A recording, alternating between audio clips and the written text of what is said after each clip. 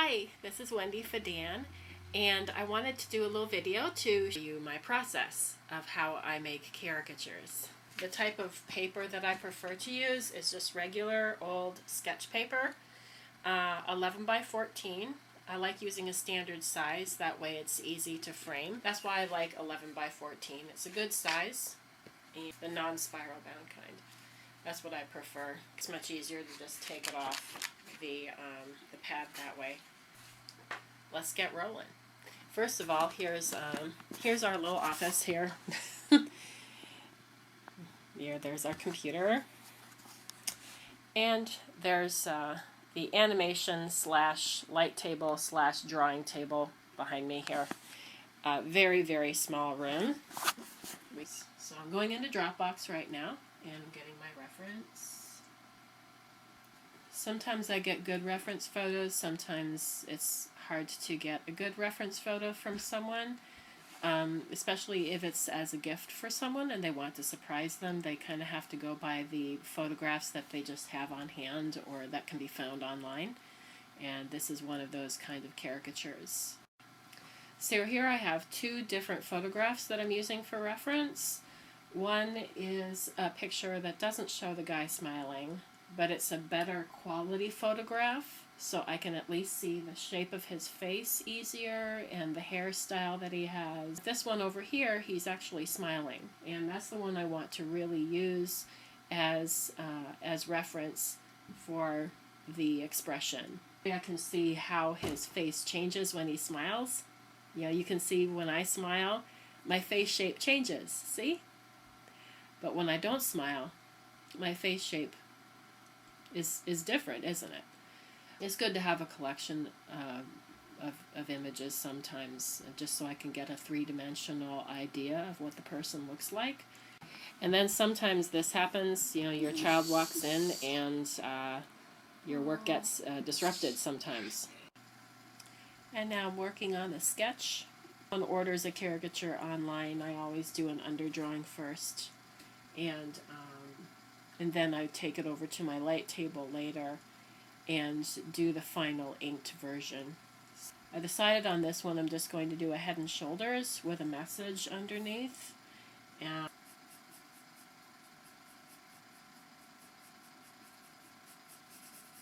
so I've got the face shape finished at this point, and I'm looking at the smiling one more for the face shape right now. And now I'm working on the nose.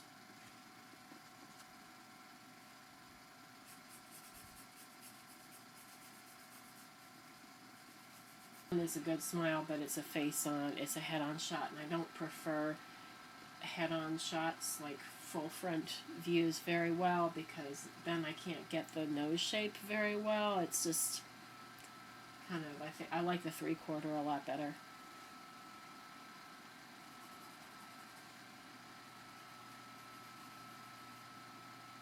Yeah, he's got a nice smile. So here's my finished sketch. You're seeing it backwards though. But I decided to add a Protect and Serve detective badge on it, as well as the message, "Thank you, Detective Esteban Flores, for bringing justice." So that's my plan. This is my overall plan of the sketch. And now I'm going to go over to the light table and work on the marker version of this piece. Alright, so I was working over here. Oops. Okay, so I was working over here at the computer looking at my reference, and I can still look at my computer for reference because all I had to do was swivel over in this direction and put my drawing on the light table. The advantage to having a nice small room to work in, I guess. Here's my popcorn that I've been snacking on a bit as I work. So I have my rough pencil here. It's good to keep your dry markers because they they end up working really well for the fine details like eyelashes or iris lines. Dry markers work really, really well for that, especially this kind. This is the kind of marker I prefer to use, but they're out of they don't make them really anymore, so it's kind of, I'm gonna have to find a new favorite marker. I have this other marker that's a Faber-Castell Pitt artist pen. I might start using this as my new caricature marker because it doesn't smear. It goes on dry, and it seems to work really well and last a long time on this sketch paper that I like to use. The reason why I like to use sketch paper also for my caricatures rather than marker paper is very thin and it crinkles very easily, which is not practical for this type of work, for doing caricatures, especially if I'm going to be sending them in the mail or handing the actual caricature to someone. I want to give them a nice sturdy piece of paper, and a sketch pad type paper is a little bit thicker, plus it has a little bit of a tooth to it, and that comes in handy when I add color to it. So we'll talk about the color later, but the sketch paper really takes color very nicely, and I can get a nice, it's just, yes, the sketch paper dries out the marker quicker, but to me it's worth it because it works well with marker, and it works well with the color that I add to it. So anyway, okay, so I have my paper ready. Got my undersketch ready there. Sketch underneath ends up acting also as a bleed page. What I mean by bleed page is when you use the marker on your sketch paper. The sketch paper, since it is not marker paper, the marker will bleed right through the sketch paper and go right onto whatever surface is underneath. So it's always good to have a piece of paper underneath here anyway to catch the bleed from the marker so you don't get black dots all over your surface, whatever you have underneath your paper. So even though I have my sketch underneath, I will also be looking at my computer screen behind me. I'll be way I can look, because it's good to look at your undersketch, but at the same time it's also good to double check your reference to make sure that, just because sometimes my sketch is a little bit rough and I'm thinking, okay, what did that nostril actually look like? What did that shape actually look like? And also to just keep in mind what that person really looks like, so I can make sure that the final piece that I have going on does reflect the person that I'm drawing. I like to keep the image of the person that I'm drawing in my mind, and continuing to look at the photograph helps a lot. So I always want to have that photograph handy to look at in every single stage of my caricature.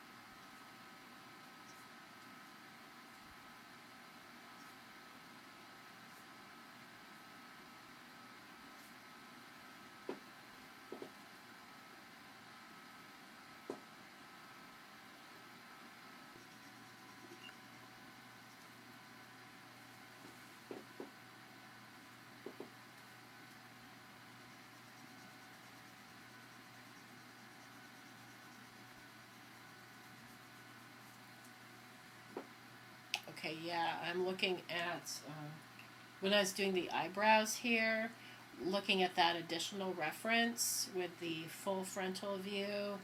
There was a larger image and a little bit sharper. That really helped me with the eyebrows for this, because the eyebrows were not as distinct in the low resolution image where he was smiling. That his eyebrows were a little, it was a little confusing to know where the eyebrows were because there was so much shadow in around his eye area. So it was hard to tell what was eyebrow and what was shadow. So those images really did help me.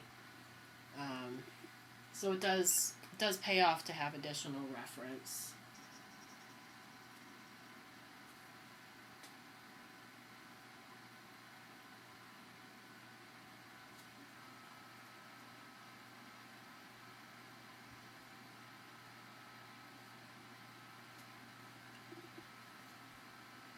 And now I'm just finishing up the final details. Did the little protect and serve badge. And I always make sure that I add the words in my sketch so I can plan out how much space those words are going to take up. When I do my quick sketches on site, I don't usually do that. I just have this natural ability that I've learned to just, guesstimate the space that I have available and make sure that I have enough space for the words I'm planning on putting down. Trying to decide whether or not I'll do cartoony or maybe I'll do a combination. Oh, Jack and Rose are making little snowmen with clay downstairs, leftover clay from Rose's project this week. That is a very nice looking snowman, I have to say. Good job. And I love the baseball hat. Very cute, Jack. Nice job. Okay.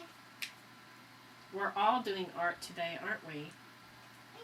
So, I am now finished. I'm now finished with the black and white version of the sketch. And now I'm going to move downstairs to where my kids are, where they better behave while I join them downstairs. And I prefer to do the color down there because the dining room table has more space for me to lay out my materials. So now it's time to add the color. Whee! I was just about to go downstairs and I realized someone decided to already take advantage of my empty seat. I guess I warmed it up for her. I'm located downstairs now with my caricature of my Prismacolor art sticks.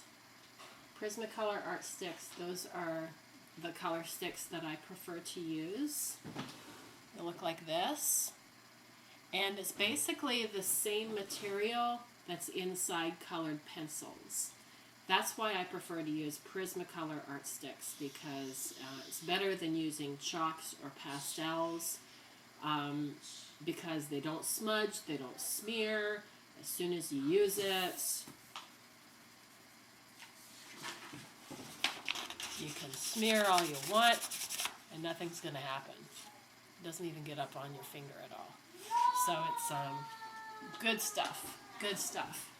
I highly recommend using that, and this is why I prefer using the sketch paper, because it really has a wonderful tooth to it that takes the Prismacolor very, very well. I was just upstairs and I was looking at my reference on the computer upstairs, and now I can come down here and look at my reference right in front of me on my laptop computer down here. So now this is my mom coloring her little caricature. My little caricature. And I really like the way that she does it. So let's watch. I bet it's going to be very nice. I have my little kids here with me. Yeah, and I'm doing the talking there, Mommy. Rose is the narrator, I guess, while I'm doing this. And this is Jack. He's going to be helping too. This is Jack, the one that just popped his head down. And I'm Rose. Boo. And I'm Jack. Wow. That's Jack. Oh, now she's coloring. A little bit shading in that place. Mommy, can you do it on the hair?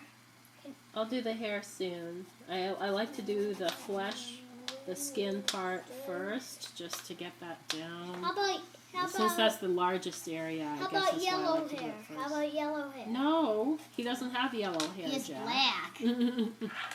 Our mom is doing a very good job so far.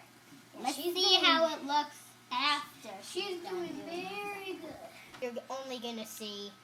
This is my show and tell, you guys. I know, but we want to show too. I can't wait to show a little bit. Let's see, what do we Mommy, it can still see your picture. No, I don't want you to move it. Do not touch. It still can see your Do not touch, picture. I mean it. It will see your picture. No. Do not Yeah, touch. just leave it, Jack. They don't need to see our faces if that's what you want. So it's a little different because it has hair and a different hat, and it has a little nose. If you see it better a little bit. Sorry, Rose. Now that's my snowman. Now I'm going to share a little bit about the snowman. It's going to keep me company. That's what it stands for, company. Little girl. See? Little girl. Might not be able to see you the done? eyes. Not yet, Jack. So, here's my little girl. Rose. There. I want them to see it up close. There's Rose's little creation that she's made while I'm doing my Rose. caricature. Century Village. Rose just wants to show it off. This is from Century Village. That's what it is. From Very Century nice, Village. Rose. I have a wonderful day. I just kissed Kitty on the lips. Make sure you see the next show and tell of the clay collection of Rose and Jack Fedan. Ta-da-da-da. It's very, very good. Now, Da-da-da-da-da-da-da-da. stop making my music, please. I'm going away anyways. He does? And here's the fish game. It's actually broken because we can't play it anymore because the fish Okay. Thank you, Jack. Thank you. So All right. So, That's the finishing touch. finished product. Here we go. Yep. There we go. It looks backwards. Can I in do the a image, little right? video, Mommy? So that's it for now. Can I Next do a thing little... to do is mail it off. Just need to make sure that I have the address all secured, and Can I then make a comment? it's time to put it in a tube and take it out to the post office.